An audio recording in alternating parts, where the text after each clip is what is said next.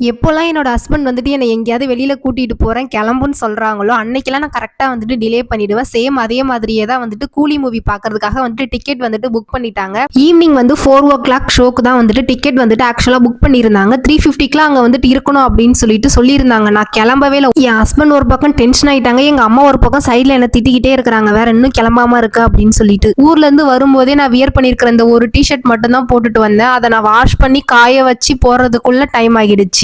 வேற ட்ரெஸ் எதுவுமே கொண்டு வரவே இல்லை. என்கிட்ட இவங்க முன்னாடியும் சொல்லவே இல்லை. எங்கேயாவது வெளியில கூட்டி போறேன்னு சொல்லியிருந்தாங்கன்னா நான் எக்ஸ்ட்ரா ட்ரெஸ் ஏதாச்சும் எடுத்து வச்சுட்டு வந்திருப்பேன். சரி நம்ம தான் எங்கேயுமே பிளான் பண்ணலையா அப்படின்னு சொல்லிட்டு நான் போட்டிருக்கிற அந்த ஒரு ட்ரெஸ்ஸோட வந்துட்டு திருப்பி ஊருக்கு போகும்போது அதே வாஷ் பண்ணி போட்டுக்கலாம் அப்படின்ற பிளான்ல தான் நான் வந்திருந்தேன். ஆனா சடனா வந்துட்டு மூவி பிளான்னு என்ன பண்றதுன்னே தெரியல.